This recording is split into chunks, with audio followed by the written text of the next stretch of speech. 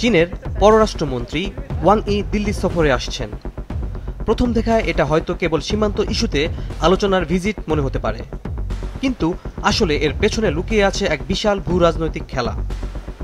৫ বছর আগে গালওয়ান ভ্যালিতে ভারত ও চীনের সেনাদের মধ্যে রক্তক্ষয়ী সংঘর্ষের পর দুই দেশের সম্পর্ক একবারেই তলানিতে ঠেকেছিল। কিন্তু হঠাৎ করেই সম্পর্কের নতুন মোড়। রাশিয়ার কাছ থেকে তেল কেনায় যুক্তরাষ্ট্রের প্রেসিডেন্ট ডোনাল্ড ট্রাম্প ভারতের উপর চাপিয়ে দেন ৫০% ট্যারিফ। এরপরেই চীন ভারতের দিকে হাত বাড়াতে শুরু করল। ভারতের পুরনো মিত্র রাশিয়া তো আছেই, এবার যদি চীনও ভারতের পাশে দাঁড়ায় তবে এক নতুন সমীকরণ গড়ে উঠতে পারে।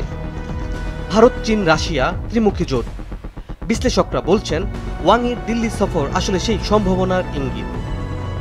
এই সফরের মূল এজেন্ডা অবশ্য লাইন অফ অ্যাকচুয়াল কন্ট্রোল, সীমান্ত ইস্যু।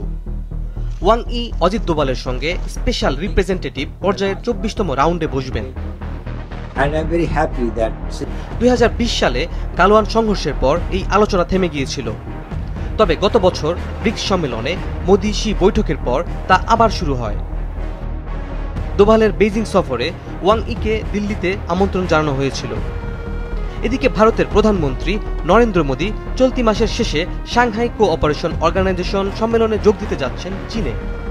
৭ বছরের মধ্যে এটাই তার প্রথম বেইজিং সফর। সেখানে প্রেসিডেন্ট শি জিনপিং এর সঙ্গে বৈঠকও প্রায় নিশ্চিত। ওয়ালটন এখন দেশের সীমানা পেরিয়ে পৌঁছে গিয়েছে ৫০টিরও বেশি দেশে। ওয়ালটন, ঘরে ঘরে, বিশ্বজুড়ে। তাই ওয়াং ইর দিল্লি সফরকে মোদি শি বৈঠকের পূর্ব প্রস্তুতি হিসেবে দেখা হচ্ছে। কিন্তু এর মাঝেই হঠাৎ করে আলোচনায় ঢুকে পড়েছে পাকিস্তান। সম্প্রতি পাকিস্তানের সেনাপ্রধান আমেরিকার মাটিতে দাঁড়িয়ে ভারতকে পারমাণবিক হামলার হুমকি দিয়েছে। এতে বেজায় চটেছে দিল্লি। ওয়াং ইর সফরের সময় ভারতের এই ক্ষোভটাও আলোচনার টেবিলে বড় ভূমিকা রাখতে পারে। তাহলে প্রশ্ন হলো, এই নতুন সমীকরণে পাকিস্তানের জায়গা কোথায়?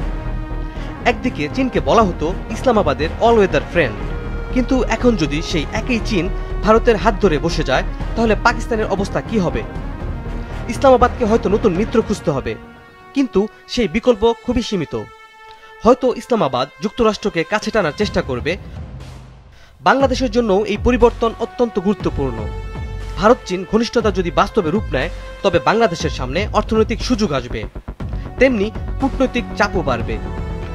ঐতিহাসিক বন্ধু ভারত আর ক্রমবর্ধমান অংশীদার চীন, এই দুই শক্তির ভারসাম্য বজায় রাখাই হবে বাংলাদেশের সবচেয়ে বড় চ্যালেঞ্জ। বিশ্লেষকরা বলছেন ওয়াং ইর দিল্লি সফর কেবল সীমান্ত বা দ্বিপাক্ষিক সম্পর্ক নয়, বরং এটি দক্ষিণ এশিয়ার ভূ রাজনীতিকে এক নতুন অধ্যায়ের সূচনা করতে পারে, যেখানে পাকিস্তান পড়তে পারে এক অস্বস্তিকর কোণে আর বাংলাদেশকে নিতে হবে আরও কৌশলী কূটনৈতিক সিদ্ধান্ত।